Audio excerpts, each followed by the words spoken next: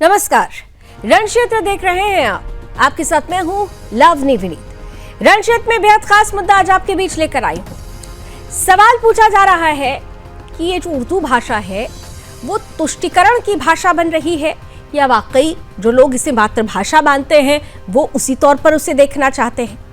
क्या उर्दू को लेकर जो भाषा विवाद शुरू हुआ है वो अल्पसंख्यकों को संकट में डालने वाला हो सकता है? ये जो सवाल खड़ा हो रहा है, ये सवाल आज हम इसलिए आपके सामने रख रहे हैं क्योंकि दिल्ली यूनिवर्सिटी में अब से कुछ दिन पहले ही एक फॉर्म निकला।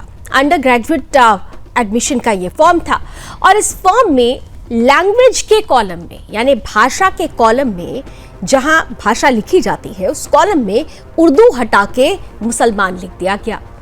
अब इसके बाद विवाद शुरू हो जाता है। वामपंथी और कांग्रेस गुट सामने आते हैं और सीधे तौर पर ये कहते हैं कि ये अस्मिता से खिलवाड़ है। सवाल ये है कि ये अस्मिता से खिलवाड़ है, ये उर्दू का विवाद वाकई उर्दू की लड़ाई है या फिर तुष्टीकरण की लड़ाई है? आवाज कभी संस्कृत के लिए इतनी बुलंद क्यों नहीं की गई? क्यों केवल उर्दू को ही इतनी तवज्जो दी गई? सवाल बड़े हैं, इसलिए रण क्षेत्र में बहस भी बड़ी होगी। कुछ ही देर में आज के मेहमान भी जुड़ेंगे, उनसे आपका परिचय कराऊंगी, लेकिन उससे पहले आज की ये टीजर रिपोर्ट।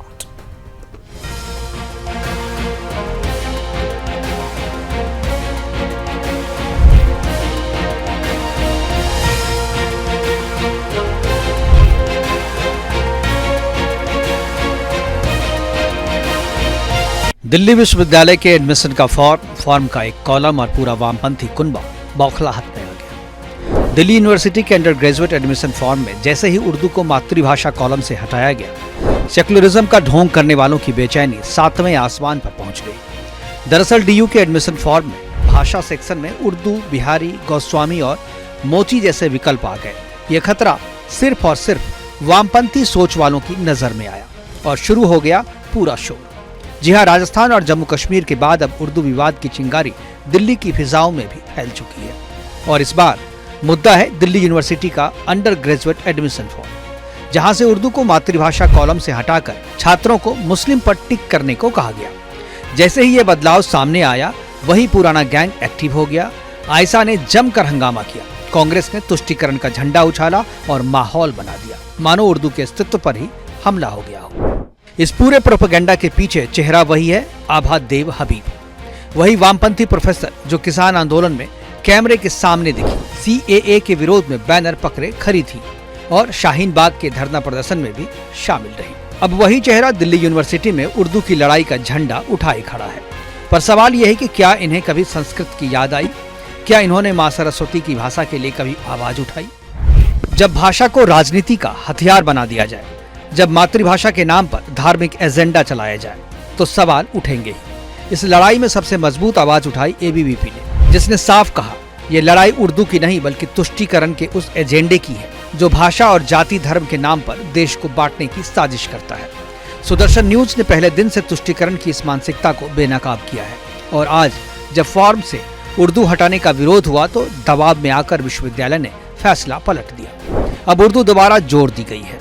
इसलिए रण क्षेत्र में आज सवाल ये है कि क्या वामपंथियों को संस्कृत से इसलिए परहेज है क्योंकि वो भारत की आत्मा है, और क्या उर्दू हिंदुस्तानी नहीं बल्कि एक मुस्लिम पहचान की भाषा बन चुकी है? Bureau report, Sudarshan news.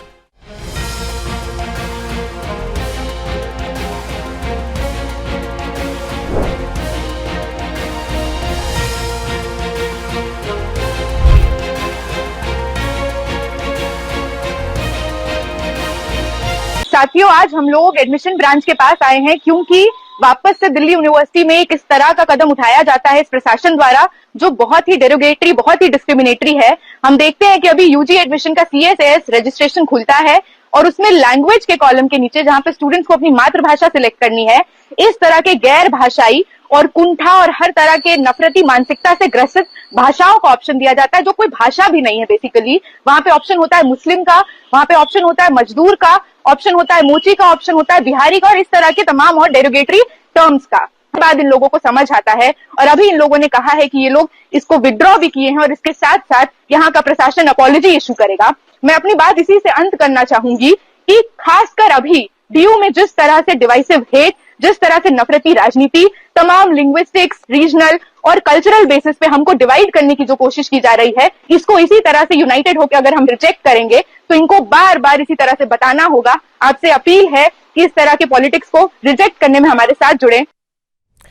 तो सवाल यही है कि क्या वाकई ये भाषा विवाद है या फिर इसके पीछे की पूरी पटकथा तुष्टीकरण पर आधारित है। आइए चर्चा की शुरुआत करते हैं। आज के अतिथियों से आपका परिचय करा देती हूँ। हमारे साथ इस वक्त ड्यूटा के यानी दिल्ली यूनिवर्सिटी टीचर्स एसोसिएशन के एग्जीक्यूटिव रुद्राशीष चक्रवर्ती जी जुड़ चुके हैं, बहुत बहुत स्वागत है। साथ ही साथ मैं देख पा रही हूँ हमारे साथ राजकुमार फुलवरिया जी हैं जो दिल्ली यूनिवर्सिटी में प्रोफेसर हैं, बहुत स्वागत है। और साथ ही साथ एबीवीपी से हमारे साथ सचिन बैसला जी जुड़ चुके हैं। सचिन, आपका भी बहुत बहुत स्वागत है। मैं रुद्राशीष जी आपके साथ शुरुआत करना चाहती हूँ कि आप लोगों ने जिस तरीके का विरोध किया, हालांकि डिस्क्रिमिनेशन कभी भी होना नहीं चाहिए क्योंकि हम जब शिक्षा के मंदिर में होते हैं तो डिस्क्रिमिनेशन नहीं होता है, लेकिन जिस तरीके से आप लोगों ने विवाद शुरू किया, जिस तरह से विरोध शुरू किया, सवाल उठने लगे कि क्या वाकई ये एक भाषा को लेकर उठाई गई लड़ाई है या फिर इसके पीछे तुष्टीकरण की कहानी छिपी हुई है। आपने जो लेटर उधर आपने अभी डिस्प्ले किया है, उसमें आपने देखा होगा पहला पॉइंट अगर उर्दू का है, दूसरा पॉइंट बांग्ला का है। तो बांग्ला को भी वहां से निकाल दिया गया था जिसके खिलाफ अपने आवाज उठाया। जो मदर टंग के कॉलम में जिन्होंने जितनी भाषाएं डलवाए हैं उसमें उर्दू और बांग्ला को हटाना, ये एडमिशन फॉर्म्स के अंदर अगर इसको वो सिर्फ क्लेरिकल मिस्टेक बोलते हैं, यूनिवर्सिटी अपने जिम्मेदारी से भाग रही है। और आपका जो प्रश्न है कि ये तुष्टीकरण से आप इसको जोड़ रहे हैं, हम तो सीधा सीधा डिस्क्रिमिनेशन से जोड़ रहे हैं। आप उर्दू को ये बेसिकली टेस्ट करने की है कि हम ऐसे गलतियां करके या ऐसे काम करके हम क्या स्कॉट फ्री घूम सकते हैं कि नहीं। दूसरी सबसे बड़ी बात है कि जिस भाषा में आपकी राष्ट्रगान है, उस भाषा को जब आपने बदल दिया, उसको आपने वहां से हटा दिया फॉर्म से, इससे ही पता चलता है कि यहाँ पे जो मंशा है, मंशा ये देखने की है कि ऐसी गलती ऐसे काम करके आप लोगों को कोई पकड़ेगा या नहीं। हम लोग पकड़ लिए, हम इस पे आवाज उठाए। अगर यूनिवर्सिटी सही होती तो वो माफी नहीं मांगती। उन्होंने माफी मांगा है क्योंकि उन्होंने माना है उनसे एक बहुत बड़ी गलती हुई है। हमारा सवाल है कि ऐसी गलती एक सेंट्रल यूनिवर्सिटी में कैसे हो सकती है? आप क्या फॉर्म्स देखे नहीं है? उसमें जातिसूचक आप शब्द कैसे यूज कर सकते हो लैंग्वेज के नाम पे? किस तरीके से आप बिहारी बोल सकते हो, मोची, चमारी, इस तरीके का भाषा जो बिल्कुल संविधान के खिलाफ है, इसका इस्तेमाल करना, इससे मानसिकता दिखाता है। और दिल्ली यूनिवर्सिटी के आज के डेट में जिस तरीके का हाल है, उसमें हमें, अगर हम चौकन्ना नहीं रहेंगे, सजग नहीं रहेंगे कि यूनिवर्सिटी का सेंट्रल कैरेक्टर खत्म हो जाएगा, ये देश संविधान से चलेगा और संविधान के अनुसार एक सेंट्रल यूनिवर्सिटी चलता है। लेकिन सवाल ये है रुद्राशीष जी, ठीक है, अंडरस्टूड सर, अंडरस्टूड, आपकी बात समझ में आ गई कि कोई डिस्क्रिमिनेशन नहीं होना चाहिए। और आप कह रहे हैं कि तुष्टीकरण जैसा ऐसा कुछ था नहीं, तो सवाल इसलिए पूछा जा रहा है ना कि संस्कृत के लिए भी कभी आप लोगों ने अगर इतना ही मुखरता के साथ आवाज उठाई होती तो शायद ये सवाल ही नहीं बनता या इस पर विरोध ही नहीं होता। सचिन जी, आपने रुद्राशीष जी को पूरी तरह से सुना। आ रही हूँ, जरा इसका जवाब ले लूं सचिन जी से, क्योंकि एबीवीपी इसका विरोध कर रहा है। एबीवीपी सचिन ये कह रहा है कि ये तो तुष्टीकरण की कहानी है, यहाँ पर रुद्राशीष कह रहे हैं कि ऐसा कुछ नहीं है, हमने तो बंगाली हटाई, उसका भी विरोध किया, वहां पर बिहारी लिख दिया था, उसका भी विरोध किया। ये तो एक कॉमन विरोध था। तो आप लोगों को ये तुष्टीकरण की राजनीति क्यों लगता है? मुद्दे लिस्टेड है जिसमें आखिरी मुद्दे। रुद्राशीष जी एक सेकेंड, रुद्राशीष चक्रवर्ती जी मैं आपके पास दोबारा आऊंगी। आप जो आपका विरोध कर रहे हैं बीवीपी, मेरा सवाल सचिन जी से है। सचिन आप अनम्यूट कीजिए, आप पहले सचिन आप अनम्यूट कीजिए। जी मैम, आवाज आ रही है? हाँ अब आ रही है, बताइए। उन्होंने तो क्लियर कर दिया कि विरोध वहां पे केवल उन्होंने उर्दू का नहीं किया, उन्होंने तो बंगाली हटाया था, उसका भी विरोध किया था। वहां पर बिहारी मोची ये लिखा हुआ था, इसका भी विरोध हुआ था। मैम अभी सर कह रहे थे कि हम जो है ऐसा जानबूझ के कर रहे हैं या फिर हम धर्म के आधार पर बांटने के लिए, इसलिए हिंदू मुस्लिम के लिए हम इसलिए उर्दू को हटाकर वहां मुस्लिम लिख रहे हैं।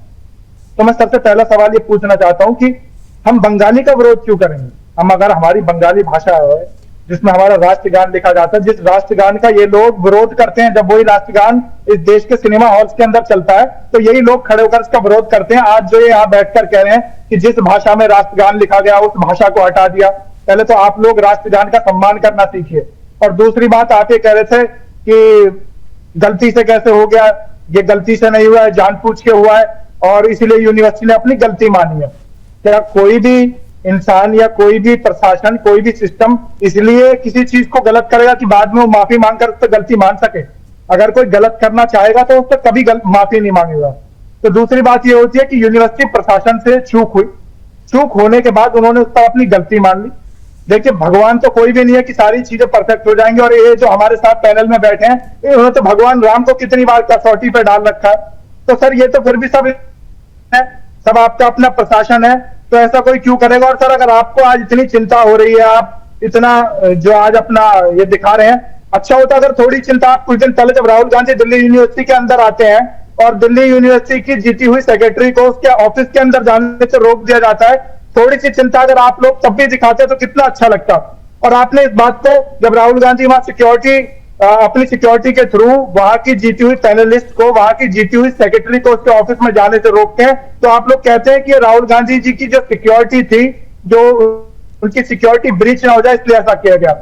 तो इस पर मैं एक छोटा सा सवाल प्रोफेसर सर से पूछना चाहूंगा, हमारे जो प्रोफेसर साहब बैठे हैं, कि सर, राहुल गांधी को किसी ने दूसरे ऑफिस में नहीं बुलाया था, उसके बाद राहुल गांधी बिगैर बताए दूसरे ऑफिस आ जाते हैं, ठीक है, और दूसरे ऑफिस आने के बाद जिसका हम लोग मुद्दे पर रहते हैं सचिन। मतलब आप ये कह रहे हैं, अब अगर रुद्राशीष जी अगर आप जुड़े हो तो हमारे साथ, क्या रुद्राशीष जी आपको आवाज पहुंच रही है हमारी?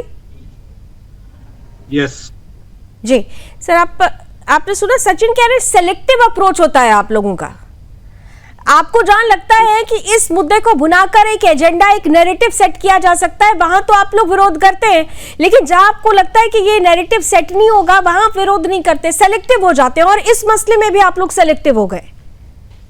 अभी आई थिंक सचिन जी ने आपके सवाल का जवाब खुद दे दिया। उन्होंने बोला कि बांग्ला का विरोध वो क्यों करेंगे, क्योंकि ये भाषा का मुद्दा है। आप लोग इसको धर्म का जवाब कहना चाहते हो, हम उसी का विरोध कर रहे हैं, क्योंकि बांग्ला, जो भी हिंदी भाषी इलाकों में जो भी गैर हिंदी भाषा है, उनको धीरे धीरे कम करना, उनको धीरे धीरे दिल्ली यूनिवर्सिटी से बाहर निकालना बहुत दिनों के साजिश एनईपी में चल रहा है। और ये चीज, ये तभी तो मैं कह रहा हूं कि उर्दू तो एक टेस्ट केस था, उसके साथ उन्होंने बांग्ला किया, जाति सूचक भाषण। देखिए, ये गलती नहीं हो सकता। कोई भी फॉर्म अगर कोई नहीं, अगर गलती नहीं होता, देखिए सॉरी भी नहीं बोलते ना। अभी राजकुमार फुलवरिया जी बैठे हुए हैं, वो बताएंगे भाई। अगर एक सेकंड सचिन, भाई दिल्ली यूनिवर्सिटी ने इस त्रुटि को स्वीकार तो कर लिया ना। नहीं, रुद्राशीष जी, मिस्टर चक्रवर्ती सुनिए, उन्होंने अपनी गलती स्वीकार कर ली। एडमिनिस्ट्रेशन ने कहा कि भाई ठीक है, फॉर्म था, छपने में गलती हो सकती है, कुछ त्रुटि हो सकती है, उन्होंने त्रुटि मान लिया। फिर भी अगर आप क्वेश्चन करेंगे तो फिर सवाल उठेगा ना कि आप तो जानबूझकर इस मसले को तवज्जो दे रहे हैं, इस मसले को बल दे रहे हैं, क्योंकि आप एक नैरेटिव सेट करना चाहते हैं। सुनिए, 5 पॉइंट्स है, जिसके सबसे बड़ा पॉइंट है भाषा के मुद्दा, जाति सूचक मुद्दा, और जिस तरीके से फॉर्म में 5वां पॉइंट देखिए क्या लिखे हैं कि आप किसी स्टूडेंट जो रिजर्व कैटेगरी से एप्लीकेशन दे रहा है उसका सबकास्ट कैसे पूछ सकते हैं। ये यूनिवर्सिटी का कोई अथॉरिटी नहीं है। स्टूडेंट अपना सर्टिफिकेट्स देते हैं जहां से वो टैली करते हैं, यूनिवर्सिटी कोई कास्ट सेंसस कर नहीं सकता, ये उनको कोई परमिशन नहीं दिया। तो ये जितनी गलतियां हमने लिस्ट किया है वो ऑर्डिनरी गलतियां नहीं है। ठीक है, राजकुमार फुलवरिया जी, राजकुमार फुलवरिया जी दिल्ली यूनिवर्सिटी के प्रोफेसर है, वो भी। राजकुमार जी, अब आप बता दीजिए, क्या लगता है आपको, ये इंटेंसली किया गया है या वाकई ये त्रुटि हो सकती थी? मेरा ये मानना है कि निश्चित तौर पे भाषा वाले कॉलम में जो गलतियां हुई है, मैं उसको कोई इंटेंशनली नहीं मानता, मैं उसको केवल टेक्निकली एरर मानता हूं। उस टेक्निकली एरर को दिल्ली विश्वविद्यालय के अथॉरिटी ने स्वीकार किया और उसको बदल भी दिया।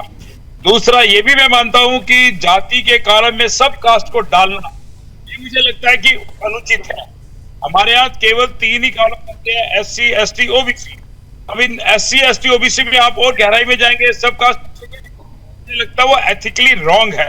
हमने इसके लिए एक चर्चा भी की है और विश्वविद्यालय प्रशासन से कहा है कि सब कास्ट के कॉलम को हटाइए। आप कोई दलित व्यक्ति है तो दलित है, और दलित के जो सब कास्ट में भी सब कास्ट, आपको मैं बता दूं, मैं तो इन विषयों की जानकारी रखता हूं और इस समाज से जुड़ा भी हूं। सब कास्ट में भी सब कास्ट है, सब कास्ट में भी और सब कास्ट है, तो कितना नीचे तक जाएंगे। इसलिए केवल श्रेणी 3 ही रखने की आवश्यकता है, SC ST और OBC। और मेरा ये मानना है कि दिल्ली विश्वविद्यालय ने इस गलती को स्वीकारा है और this is a technical error. इसको आप तुष्टीकरण, इसको आप अपना झंडा बुलंद करने का आधार ना बनाए। आपने जो मांग रखी उस मांग को स्वीकार किया प्रशासन ने और उस एरर को दूर करने का प्रयास किया भी ठीक है, एरर को दूर करने की कोशिश कर ली भी गई, टेक्निकल एरर था उसे दूर कर लिया गया, लेकिन जिस तरीके की लेकिन सवाल जो उठाए जा रहे हैं कि ये इंटेंशनली किया गया है, इसको राजनीतिक रंग देने की कोशिश की जा रही है। इंटेंशनली बिल्कुल नहीं है। अगर इंटेंशनली होता तो हम इसको बदलाव करने की नहीं सोचते। प्रशासन ने इसको बदला है और भी किया है। तो मेरा कहना है कि ये लोग बोलेंगे चक्रवर्ती जी, कर सकते थे। जब प्रशासन ने खुद मान लिया कि ये टेक्निकल एरर था, अभी भी आप लोग इस बात पे क्यों अड़े हुए हैं कि ये टेक्निकल एरर नहीं, ये इंटेंशनली किया गया था, जबकि वो कह रहे हैं कि टेक्निकल एरर था, हमने क्लैरिफिकेशन भी दे दिया। अगर किसी को जानबूझकर करना होता, आप कह रहे हैं ये टेस्ट ड्राइव है, अकॉर्डिंग टू यू आप ये कह रहे हैं ये एक टेस्ट ड्राइव है, लेकिन टेस्ट ड्राइव के प्रॉज एंड कॉन्स भी उन्होंने सोच रखे होंगे। वो सॉरी नहीं बोलते, प्रशासन ने सॉरी भी बोला इसके लिए। चक्रवर्ती जी देखिए, अगर हम ये कहें कि हमने किसी का मर्डर कर दिया, उसके बाद माफी मांग ली, राइट, उससे क्राइम का इंटेंसिटी खत्म नहीं होता। दूसरा चीज है कि जितने हमने लिस्ट किए हैं और बार बार आप बोल रहे हो कि हम एक बार भी हमारे एक भी जगह पे इंटेंशनली हमने नहीं कहा, हमने कहा मैलाफाइड है, हमने कहा कि इस तरीके का क्रिमिनल लैप्सेस है, क्योंकि ये कोई ऑर्डिनरी फॉर्म नहीं है। सबसे बड़ा सेंट्रल यूनिवर्सिटी देश का, जहां पे कम से कम 3 से 4 लाख 17-18 साल के बच्चे फॉर्म भरते हैं, वो जब फॉर्म का कॉलम में देखेंगे ये सब चीज, तब उनके जहन में इसका क्या असर होगा, ये हमें समझने की जरूरत है। दूसरी बात, सिर्फ टेक्निकल और क्लेरिकल एरर कह के अपना गलती छुपाना, ये यूनिवर्सिटी प्रशासन का अपना वर्षन हो सकता है, बट उससे क्राइम कम नहीं हो जाता। हमें सीधा कहना है कि ऐसे फॉर्म आप अपलोड क्यों करोगे जिसका ओवरसी किसी ने किया नहीं। फॉर्म का तो कोई देखेंगे, प्रॉपर्ली उसका स्क्रूटिनी होता है, उसके बाद वो जाता है। ये इस तरीके का जो हरकतें हैं ना, ये बेसिकली एक तो गैर जिम्मेदाराना है। आप यूनिवर्सिटी की छवि को धूमिल किए हो, इसका जिम्मेदारी कौन लेगा? ये यूनिवर्सिटी हमारा है, छात्रों का है, शिक्षक का है, प्रशासन आते जाते रहते हैं, यूनिवर्सिटी में इतने सालों से है। हम सबको लगता है 100 साल के ऊपर जिस यूनिवर्सिटी ने अपना नाम कमाया है, उस नाम को धूमिल करना इस प्रशासन का किसी का हक नहीं। और इस तरीके का गैर संवैधानिक काम अगर कोई करेगा तो उसके खिलाफ हम आवाज उठाएंगे और उसको आप राजनीति का जामा आज आप लोग इतना बढ़कर बोल रहे हैं, लेकिन ये वही दिल्ली यूनिवर्सिटी है ना जहां अफजल गुरु को शहीद कहने के लिए कितना समर्थन में उतर आए थे लोग। ये वही दिल्ली यूनिवर्सिटी है। तब आप लोगों की आवाज कुछ और थी, आज आप लोगों की आवाज कुछ और है। इसीलिए तो मैं कह रही हूं कि अगर आवाज आपको बुलंद करनी है, आपको यूनानिमस वॉइस लेनी है, तो फिर आपको अपने नैरेटिव सेलेक्टिव नहीं रखने चाहिए, सेलेक्टिव नहीं अप्रोच रखना चाहिए। मैं इस बात से आपकी सहमत हूं कि डिस्क्रिमिनेशन नहीं होना चाहिए। Sir listen to me, sir listen to me, mister Chakraborty listen to me. I do agree with you कि किसी भी तरीके का डिस्क्रिमिनेशन नहीं होना चाहिए, लेकिन आई डिसअग्री विद यू कि आप डिस्क्रिमिनेशन में अगर आप नैरेटिव सेट करेंगे तो वो गलत है। सर मैं इसीलिए तो आपसे पूछ रही हूं कि आप लोग सेलेक्टिव हो गए। आपने डिस्क्रिमिनेशन के खिलाफ आवाज बुलंद की, ये बिल्कुल ठीक था, लेकिन आपने उसको फिर नैरेटिव बनाकर एक एजेंडा सेट करना शुरू कर दिया, ये गलत है। फुलवारिया जी कुछ कहना चाह रहे हैं? फुलवारिया जी कुछ कहना चाह रहे हैं, फिर सचिव आपके पास आते हैं। राजकुमार फुलवारिया, टीचर्स का अपॉइंटमेंट नहीं हो रहे हैं, टीचर्स को प्रमोशन नहीं मिल रहा है इसलिए कि वो दलित टीचर है। आप देखिए राजकुमार फुलवारिया जी इसका जवाब देंगे, वो भी दिल्ली यूनिवर्सिटी में प्रोफेसर है। बताइए प्रोफेसर साहब, आपने सामने ले लीजिए जरा।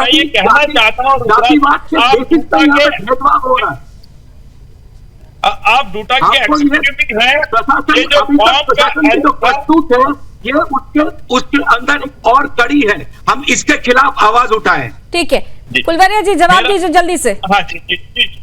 मैं एक बात ये कहना चाहता हूँ, रुद्राक्षी को कहना चाहता हूँ, डूटा के एग्जीक्यूटिव भी है, टीचर यूनियन से जुड़े हैं, ये जो फॉर्म का जो एरर है, इतिहास हो चुका है।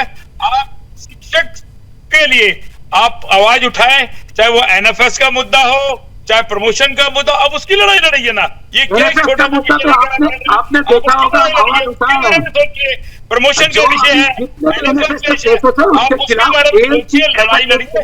के खिलाफ आवाज उठाएं, क्योंकि एनएफएस इस यूनिवर्सिटी में भेदभाव का एक बहुत बड़ा प्रक्रिया है।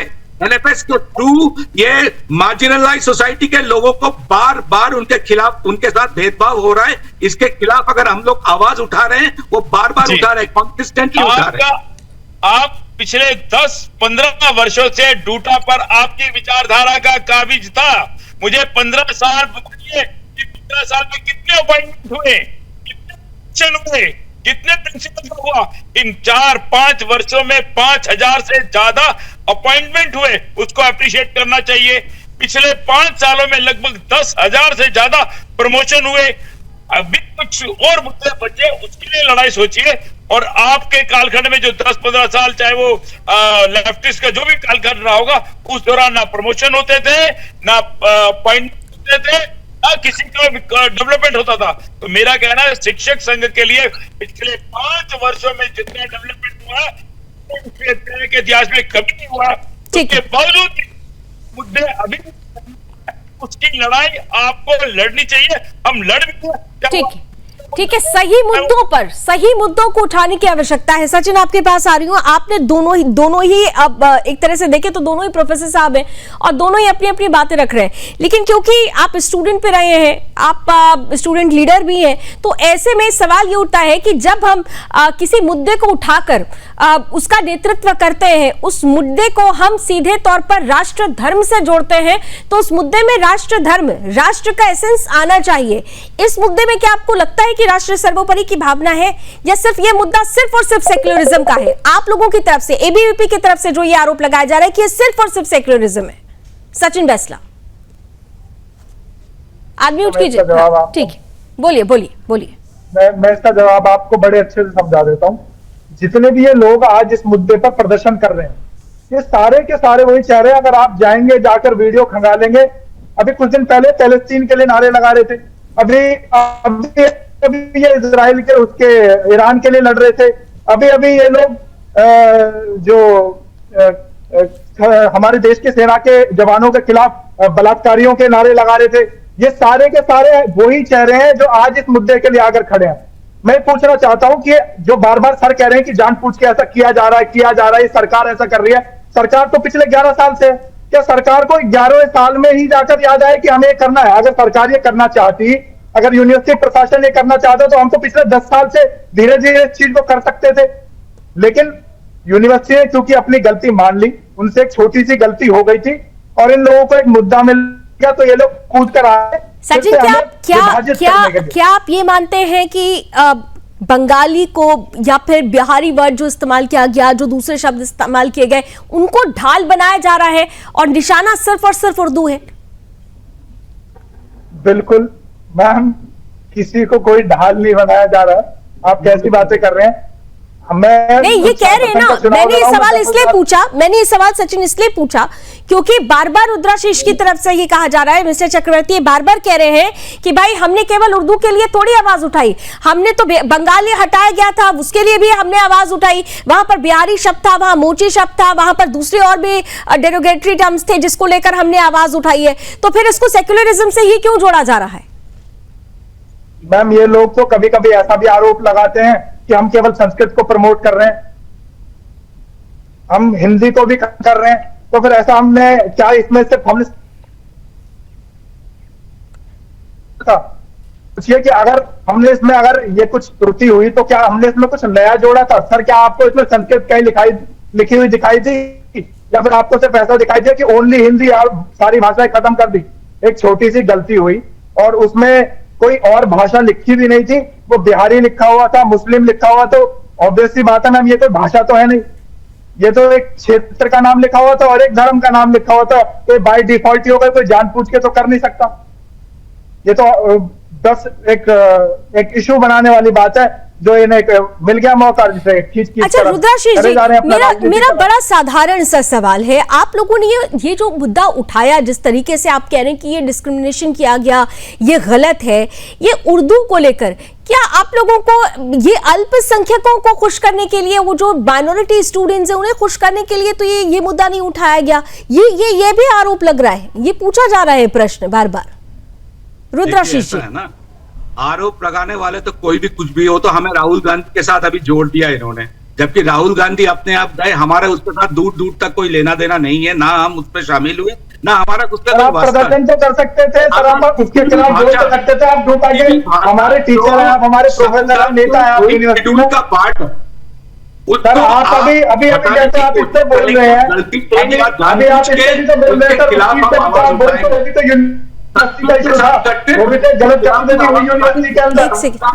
सर, एक सेकंड सचिन, हाँ बोलिए। दूसरी चीज है, बिहारी जो शब्द है ना, वो जान कोच, वो ऐसे कोई गलती से नहीं बोलते लोग, हमें पता है, मैं जिस समय तो यूनिवर्सिटी में छात्र हूँ, ये बिहारी शब्द बोलते लोगों को गाली दिया जाता है। आप लोगों को क्यों लगता है? नहीं, एक सेकंड,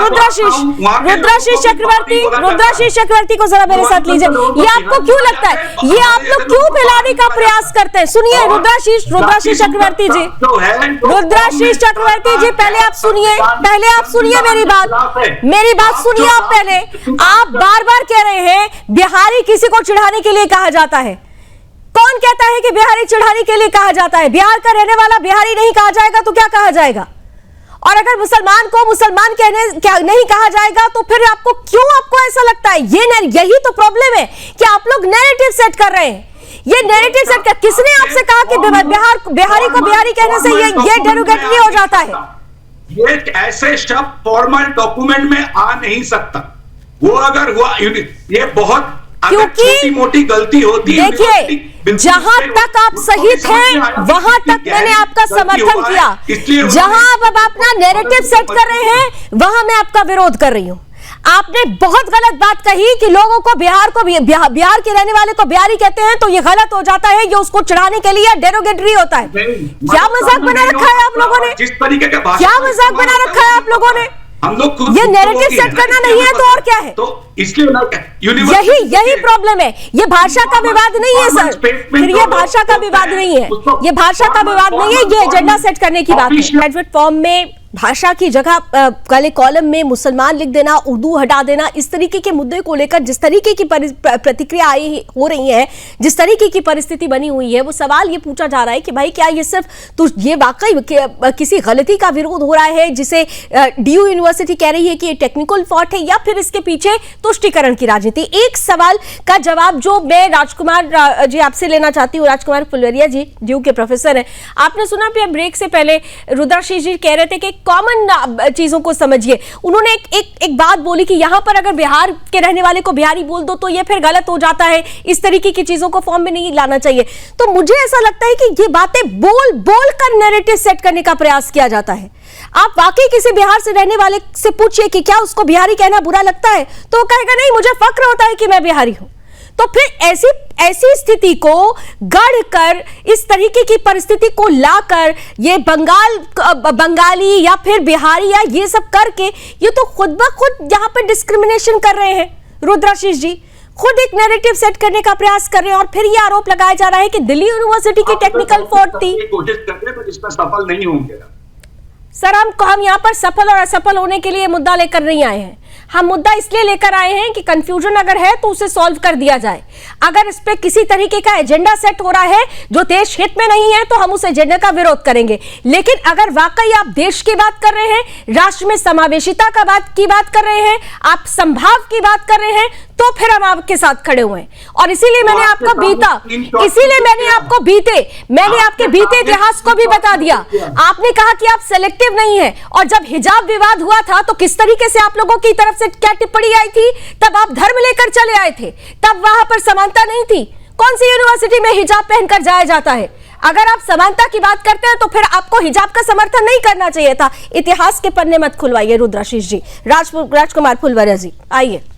पहली बात मैं बताता हूँ कि दिल्ली जो है, दिल्ली हिंदुस्तान का दिल भी है और दिल्ली हिंदुस्तान का के साथ साथ दिल्ली हिंदुस्तान की राजधानी भी है। और इसके चलते हुए दिल्ली में सभी का स्वागत है, अभिनंदन है। अभी जो रुद्राक्षी ने कहा कि बिहार में शब्द गाली है, तो मेरा ये मानना है, मेरे बहुत सारे मित्र बिहार के हैं और मेरी सरनेम भी फुलवारिया है, तो कुछ लोग मुझे बिहारी कहते हैं क्योंकि तुम फुलवारिया शरीफ के हो गया, वो अलग विषय है। लेकिन मेरा ये मानना है कि बिहारी शब्द अपने आप में गर्व का विषय है। इस बिहार ने केवल दिल्ली को नहीं, पूरे भारत को, विश्व को दिया है। इसी बिहार से चाणक्य भी निकले, इसी बिहार से मगध भी निर्माण हुआ, इसलिए बिहारी एक गर्व का विषय है, मैं आपको कहना चाहता हूं। और दूसरा, मेरे मित्र कई बार मजाक में भी कहते हैं कि मैं बिहारी हूं और सब पर भारी हूं, तो मेरा कहना है कि बिहारी के साथ कोई गाली नहीं है, ये गर्व और सम्मान का विषय है। और बिहारी हमारे इस देश के निर्माण में के साथ साथ दिल्ली के निर्माण में भी बिहार के छात्रों की बहुत बड़ी भूमिका है, बिहार के लोगों की बहुत बड़ी भूमिका है। मैं बिहार को नमन करता हूं, प्रणाम करता हूं, और बिहारी होने पर मेरे मित्र भी गर्व करते हैं, और मैं भी ये मानता हूं कि बिहारी होना गर्व का विषय है। इसलिए मैं कहता हूं वामपंथी समाज के कि आप जाति के नाम पर, वर्ग के नाम पर आप बांटने का प्रयास ना करें। जितना दिल्ली को प्यार मैं करता हूं, आप करते हैं, उतने ही बिहार के जो छात्र वो करते हैं। ठीक, इसलिए बिहारी ठीक है, बांटने का काम नहीं करना, कोई भी हो, बिल्कुल बांटने का काम नहीं करना है और ना ही सिलेक्टिव होना है। सचिन जल्दी से बता दीजिए आप, क्योंकि अब वो लोग इसका विरोध कर रहे हैं जो सीए और एनआरसी और राम मंदिर के समय की अगर बात करें, और जैसा मैंने हिजाब की कहानी बताई, कश्मीर फाइल्स की कहानी आप लोगों को याद ही होगी कि किस तरीके से उसका विरोध किया गया था। तो अगर वो लोग आज ये कहते हैं कि भाई ये फॉर्म जो है जानबूझकर एक टेस्ट ड्राइव था, ये जानबूझकर चेक किया गया, ये डिस्क्रिमिनेशन के लिए किया गया, तो फिर एबीवीपी क्या सोचती है इसे लेकर? और अब क्योंकि ये पूरा का पूरा, जी पहले प्रतिक्रिया दे दीजिए। सबसे पहले तो मैं वो बिहारी वाली बात पर सर से एक छोटा सा वो करना चाहूंगा। अभी थोड़ी देर पहले सर कह रहे थे कि बंगाली को हटा दिया गया, तो हम बंगाल को बंगाली कह सकते हैं, भाषा को कह सकते हैं। जो बिहार के अंदर लोग रह रहे हैं, क्या अगर उनकी भाषा को हम बिहारी क्यों नहीं कह सकते? अगर हम बंगाली शब्द यूज कर सकते हैं तो हम बिहारी शब्द क्यों नहीं यूज कर सकते? बिहारी शब्द विभाजन कर रहा है, बिहारी शब्द बुरा लगेगा और बंगाली शब्द से सम्मान बढ़ रहा है। आप यही देख लीजिए इनकी मानसिकता किस प्रकार से विभाजन करने की कोशिश करते हैं। और दूसरी बात, ये लोग, आप तो कह रहे हैं कि ये गलती हो गई, कभी ये लोग कहेंगे इस बात को खड़े होकर कि जो इसी बंगाल में, जिस बंगाल के लिए भी सर बोल रहे हैं, बंगाल के अंदर जो हिंदुओं के घरों को चिन्हित कर उन घरों के ऊपर लाल पेंट से मार्क लगा दिए गए, उन हिंदुओं को उनके घरों से निकाल कर जान से मारा गया। पूरी दिल्ली यूनिवर्सिटी के अंदर एबीवीपी के अलावा एक भी व्यक्ति सड़क पर नहीं उतरा, एक भी व्यक्ति यूनिवर्सिटी प्रशासन के खिलाफ, यूनिवर्सिटी के कैंपस के अंदर प्रदर्शन के लिए बाहर नहीं आया। बंगाल में हो रही गतिविधियों का किसी ने विरोध नहीं किया। क्यों सर? तब आपको क्यों बंगाल की चिंता नहीं हुई थी? बताइए चक्रवर्ती जी। की घटनाएं इस भारत के लिए कलंक है। मुर्शिदाबाद की घटना पे किसी वामपंथी संगठन ने जैसे अभी आप प्रदर्शन कर रहे हैं, जैसे अभी आप यूनिवर्सिटी में, तब आप यूनिवर्सिटी में क्यों नहीं थे? तब आपने इस चीज पर प्रदर्शन क्यों नहीं किया? तब आपने क्यों नहीं कहा कि ममता बनर्जी विभाजन कर रही है, ममता बनर्जी धीरे धीरे वहां से हिंदुओं को खत्म कर रही है? तब आपने क्यों नहीं इस बात को कहा? आज आप कह रहे हैं कि यूनिवर्सिटी और सरकार मिलकर ये षड्यंत्र रच रहे हैं कि वो लोग बंगाली और अन्य भाषाओं को खत्म करना चाहते हैं, वहां से हिंदू धर्म को खत्म करने की साजिश चल रही है। आप ये बात बोल नहीं पा रहे, बोलिए, आप बोलेंगे अभी हम मीडिया चैनल पर बैठकर कि ममता बनर्जी वहां से हिंदुओं को खत्म कर रही है? बोलिए सर। देखिए, मैं यूनिवर्सिटी का टीचर हूँ और यूनिवर्सिटी के इश्यूज पे मैंने हम लोग रिप्रेजेंट किए हैं।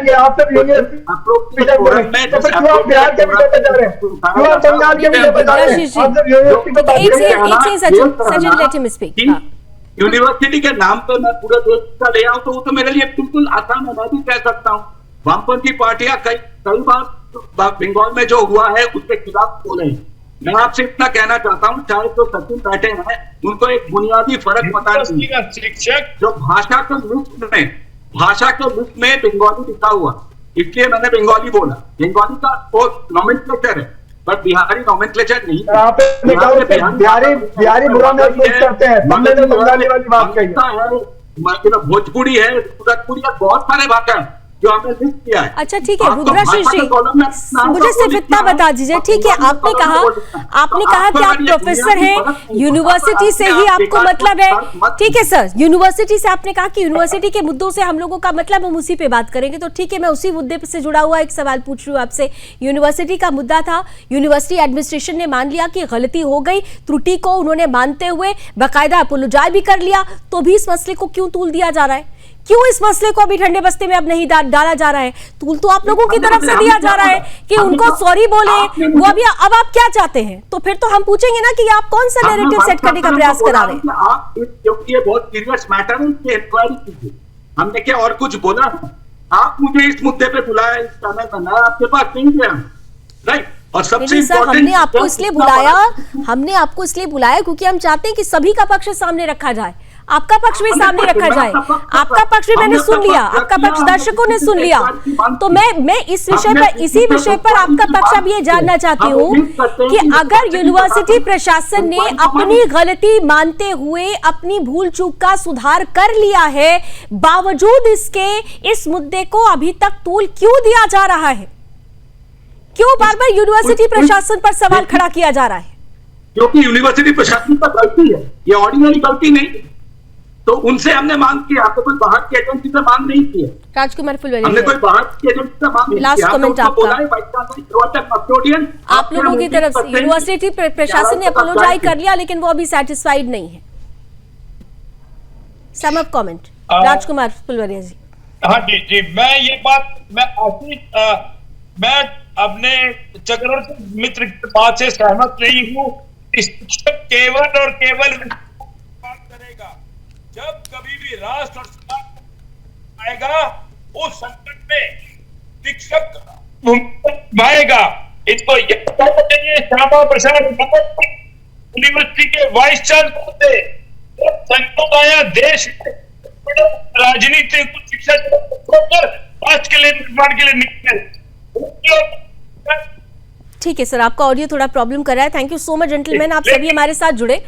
मुद्दा बहुत महत्वपूर्ण था। मुद्दा इसलिए बहुत महत्वपूर्ण क्योंकि जिस तरीके की परिस्थिति बनी, जिस तरीके से भाषा विवाद को तुष्टीकरण का रंग देने का प्रयास किया गया, जो आरोप लगाए जा रहे हैं, उसमें एक पक्ष ये कहता है कि हमने किसी भी तरीके का तुष्टीकरण नहीं किया, हम तो सीधे तौर पर समानता की बात कर रहे हैं। दूसरा पक्ष डीयू का है जो ये कह रहा है कि जब अपोलोजाइज कर लिया गया, टेक्निकल त्रुटि हुई थी, उसे मान लिया गया, तो बावजूद इसके इस मुद्दे को तूल देना, क्या वाकई ये भाषा विवाद की लड़ाई है, ये भाषा की लड़ाई है या तुष्टीकरण की है? ये तय अब आप करिए। रण क्षेत्र में आज बस इतना ही। देश और दुनिया की तमाम खबरों के लिए आप जुड़े रहिए सुदर्शन न्यूज के साथ। जय हिंद।